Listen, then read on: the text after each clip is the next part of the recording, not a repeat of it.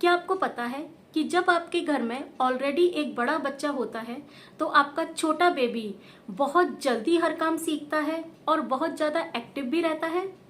Hello friends, मेरा नाम है महिमा। तकरीबन 2 महीने पहले मैंने एक वीडियो पोस्ट किया था कि छोटे बच्चों को चलना कैसे सिखाएं। इसमें मैंने टोटल 7 स्टेप्स बताए थे जिन्हें फॉलो करने पर बच्चा बहुत जल्दी अपने वॉक करने के माइलस्टोन को अचीव कर लेता है। मैं ये 7 स्टेप्स अपने बेबी से रेगुलरली फॉलो करवा रही थी and by the grace of God 10th month complete होते होते मेरे बेबी ने इंडिपेंडेंटली वॉक करना शुरू कर दिया था। अभी वो 11th मंथ कंप्लीट है और अब वो प्रॉपर तरीके से चलने लगा है और उसका ये डर भी कि कहीं मैं गिर नहीं जाऊं, ये भी पूरी तरह से निकल गया है। इस वीडियो पर मेरे पास कुछ क्वेश्चंस आए थे कि हमारा बेबी अभी 7th मंथ कंप्लीट है, 8 मंथ कंप्लीट है, पर वो अभी तक बैठता नहीं है, हमें बहुत टेंशन होती है, हम क्या करें। फर्स्ट ऑफ ऑल तो इसमें टेंशन लेने वाली कोई बात नहीं है। मेरा बड़ा बेटा भी 7 मंथ कंप्लीट होने के बाद ही प्रॉपर बैठना सीखा था, क्योंकि मुझे पता ही नहीं था कि बच्चों को कब से और कैसे कैसे बिठाते हैं। और उसने चलना भी अपने बर्थडे के 2 या 3 दिन पहले ही शुरू किया था और वो भी मात्र 2-3 स्टेप ही वो चल पाता था। आज वो 7 ईयर का हो चुका है और अपने प्रीवियस सेशन में, स्टडी सेशन में, अपने एकेडमिक सेशन में वो अपने रेस कंपटीशन में सेकंड आया है। तो आज मुझे इस बात से क्या फ़र्क पड़ता है कि वो इतना लेट बैठना सीखा, वो इतना लेट चलना शुरू किया, क्या फ़र्क पड़ता है? No sense. पर आज मैं अपने एक्सपीरियंस के अकॉर्डिंग आपको कुछ ऐसे टिप्स बताऊंगी जिन्हें फॉलो करने पर आपका बेबी भी प्रॉपर बैठना और प्रॉपर चलना शुरू कर देगा। क्योंकि एज अ पेरेंट हमें बहुत खुशी होती है जब हमारा बेबी अपने माइलस्टोन को अचीव करता है। आइए वीडियो शुरू करते हैं। स्टेप 1, जमीन पर बैठना। अगर मैं इसे अपनी भाषा में कहूँ तो इसे मैं कह सकती हूँ जमीन से जुड़ना। देखिए, जब हमारा बेबी होता है और स्पेशली फर्स्ट बेबी होता है तो हम उसके लिए बहुत ज़्यादा डरे होते हैं कि कहीं हमारा बेबी गिर नहीं जाए, कहीं उसे चोट नहीं लग जाए। और इस चक्कर में अक्सर पेरेंट्स ये गलती करते हैं कि अपने बेबी को सिर्फ बेड पर या काउच पर ही रखते हैं, क्योंकि उसका जो बॉटम होता है वो सॉफ्ट होता है। देखिए, बच्चे को बैठने और चलने के लिए उसके हिप्स मसल का मजबूत होना बहुत ज़रूरी है। जब तक आप अपने बेबी को कुछ देर के लिए फ्लोर या ज़मीन पर नहीं उतारेंगे तो उसके जो हिप मसल्स हैं वो मजबूत नहीं होंगे। मेरा बेबी जब 1-1.5 महीने का था तो मैं ज़मीन पर एक सॉफ्ट मैट्रेस बिछाकर कुछ देर के लिए उसे वहां छोड़ती थी। मीन्स कुछ देर के लिए उसे उस सॉफ्ट मैट्रेस पर लेटाती थी। जो हमारे घर में नॉर्मल कॉटन के गद्दे होते हैं, मैं उस पर अपने बेटे को जमीन पर बिछाकर उस पर अपने बेटे को लेटाती थी। और आफ्टर 4 मंथ जो सॉफ्ट मैट होती हैं उस पर भी मैं 1-2 बार अपने बेबी को जरूर छोड़ती थी, जरूर उस पर लिटाती थी। आप जो नॉर्मल दरी, कॉटन की दरी हमारे घर में होती है, उसे भी 3-4 बार आप फोल्ड कर कर उस पर भी अपने बेबी को लिटा सकते हैं। इससे होता क्या था कि एक तो जो मेरा बेबी है वो जब भी रोता था तो मुझे पता चल जाता था, प्लस मुझे ये पता था कि मेरा बेबी कहीं भी गिरेगा नहीं, उसे चोट नहीं लगेगी, क्योंकि वो फ्लोर पर ही लेटा हुआ है। और प्लस उससे जो दूसरा एक बड़ा फायदा होता था वो ये था कि मेरा बेबी इनडायरेक्टली फ्लोर के कांटेक्ट में रहता था। आप सबने भी ये महसूस किया होगा कि बहुत बार जब हम बेड से उठते हैं तो हमारी कमर अकड़ जाती है या हमारी बॉडी में पेन होने लगता है, और कुछ देर वॉक करने के बाद या कुछ काम करने के बाद हमारी वो अकड़न, हमारा वो कमर दर्द चला जाता है। क्यों? क्योंकि हमारी बॉडी को सॉफ्टनेस के साथ साथ जो इस धरती की हार्डनेस है वो भी चाहिए। आई होप जो मैं आपको समझाना चाह रही होंगी, जो बताना चाह रही होंगी, आप उस बात को समझ पा रहे होंगे। अपने बेबी को प्लीज कुछ देर के लिए, कुछ सेकंड्स के लिए, कुछ मिनटों के लिए आप फर्श पर या फ्लोर पर जरूर छोड़िए। सेकेंड स्टेप है टमी टाइम। इसके बारे में तो आपने जरूर देखा, सुना या पढ़ा होगा। डॉक्टर्स भी इसके बारे में सलाह देते हैं कि न्यूबॉर्न को टमी टाइम जरूर देना चाहिए, मतलब उन्हें टमी की साइड लेटाना या पेट के बल लेटाना चाहिए। इससे दो बड़े फायदे होते हैं। पहला तो ये कि उनका डाइजेशन ठीक रहता है, और इसका दूसरा सबसे बड़ा फायदा ये होता है कि जो बच्चे की गर्दन या नेक मसल है वो मजबूत होती है।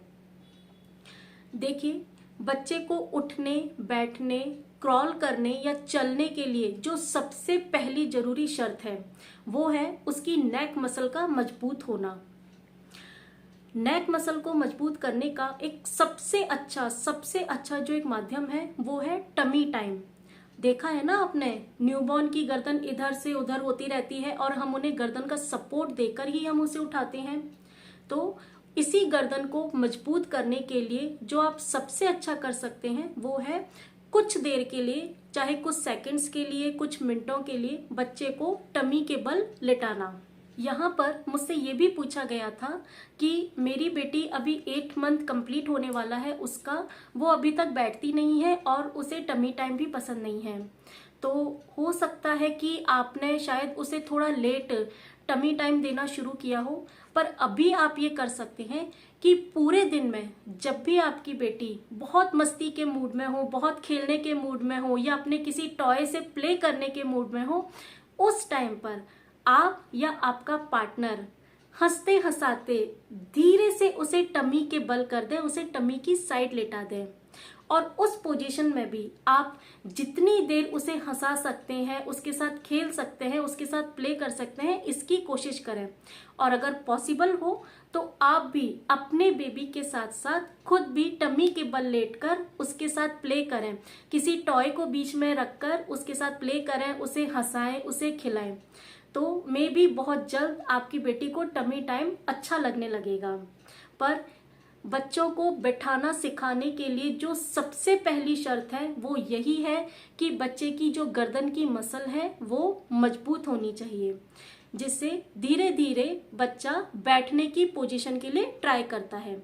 यहाँ पर आप इस वीडियो में देख सकते हैं कि मेरा बेटा अभी 3 मंथ का है और मैंने उसे टमी के बल पर लेटा रखा है और मैंने उसके पैरों पर सपोर्ट, मतलब उसके पैरों को इस तरह से सपोर्ट दे रखा है। इस पोजीशन में वो क्या कर रहा है कि वो मेरे हाथ पर प्रेशर देकर आगे बढ़ने की कोशिश कर रहा है। अपने हाथों और पैरों पे जोर देकर, प्रेशर देकर वो आगे बढ़ने की, आगे मूव होने की कोशिश कर रहा है। ये उसका भी 3 मंथ का वीडियो है।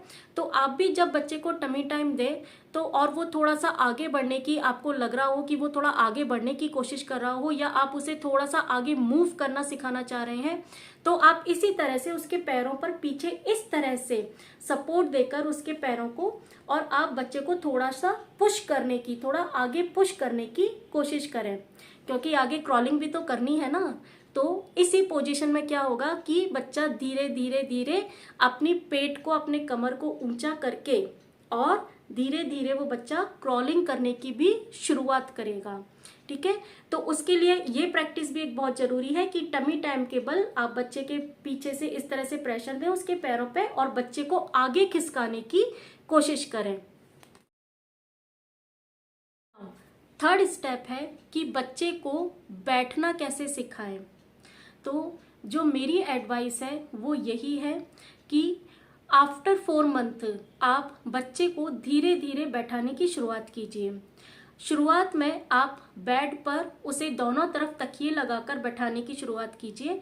उसके पीछे बैक साइड पर भी एक पिलो रखिए और साथ में दोनों साइड पर भी पिलो रखिए। धीरे धीरे कुछ दिनों बाद, 10, 15, 20 दिन बाद आप फ्लोर पर एक सॉफ्ट, वही कॉटन का गद्दा या सॉफ्ट मैट्रेस आप बिछाकर और उस पर अपने बच्चे को बिठाने की कोशिश करिए। उसमें आप क्या करेंगे कि अगर पॉसिबल हो सके तो दोनों साइड बच्चे के मसंद रखेंगे। मसंद जो हम काउच पर लगाते हैं दोनों साइड, जो थोड़े भारी होते हैं, उन्हें आप लगाने की कोशिश करें और उनके बीच में आप अपने बेबी को बिठाएं। साथ में बच्चे के बैक साइड में कोई भी एक सॉफ्ट पिलो लगाएं। धीरे धीरे बच्चा उस पर थोड़ी देर में मूव होगा, गिरेगा, पर यह होगा कि बच्चा अगर जमीन पर ही सॉफ्ट मैट्रेस पे या सॉफ्ट दरी पर अगर बच्चा बैठना सीख रहा है तो बच्चा जल्दी बैठना सीखेगा। ऐसा मेरा एक्सपीरियंस है, क्योंकि मैंने अपने बेबी को जब धीरे धीरे बैठना सिखाना स्टार्ट करा था तो मैं उसे ज़्यादातर ज़मीन पर दरी बिछाकर उसे बैठाने की प्रैक्टिस करवाती थी। और 5th मंथ कंप्लीट होते होते बच्चा मेरा बहुत अच्छे से प्रॉपर बैठना सीख गया था। मतलब प्रॉपर बैठने से मतलब पहले बच्चा थोड़ा सा ट्राइपॉड स्थिति में बैठता है, दोनों हाथों को जमीन पर टिकाकर बैलेंस बनाना सीखता है। और उसके बाद बच्चा धीरे धीरे जैसे जैसे उसकी जो बैकबोन है वो जैसे जैसे थोड़ी मजबूत होती जाती है, तो उसके साथ साथ बच्चा धीरे धीरे करके बच्चा दोनों हाथों को अपने पैर पर रखकर और अपने जो अपना बैलेंस है वो बनाने की कोशिश करता है। तो आप बेड पर भी ये कोशिश करें, काउच पर भी ये कोशिश करें, और साथ में जब भी पॉसिबल हो सके उसे फ्लोर पर भी बैठाने की कोशिश करें। ध्यान रखिए बच्चे को चोट नहीं लगे। अगर आप आसपास भारी मसंद रखेंगे तो अगर बच्चा इधर उधर लुढ़कता भी है तो उसे नहीं लगेगी और वो जल्दी ही वो बैठना सीख जाएगा। शुरुआत में आप क्या कर सकते हैं, जब भी बच्चे को बैठाने की आप शुरुआत करें उसमें स्टार्टिंग में आप ये कर सकते हैं कि बच्चे को लिटाई ही आप उसे बैठाने की कोशिश करें। जैसा कि आप यहाँ पर फोटो में देख रहे हैं कि पीछे खड़ा करके इस तरह से तकिया लगाया गया है और साथ में इस तरह से पिलो साथ में सपोर्ट के लिए लगाए गए हैं। बच्चा जिसमें आराम से लेटा भी है और वो एक तरह से उसकी जो बैकबोन है उसे सपोर्ट भी मिल रहा है। तो स्टार्टिंग में आप इस तरह से शुरुआत करिए और उसके बाद फिर आप धीरे धीरे प्रॉपर उसी वे में पीछे पिलो, साइड में पिलो, दोनों तरफ, और इस तरह से आप बच्चे को बिठाने की कोशिश करें। So now friends, I hope आपको ये वीडियो इन्फॉर्मेटिव लगा होगा।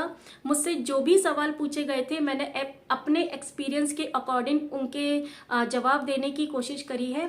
तो अगर आपको ये वीडियो पसंद आया हो तो please like, share and subscribe जरूर करिएगा। चलिए मिलते हैं फिर नेक्स्ट वीडियो में, तब तक के लिए take care, stay tuned, bye bye.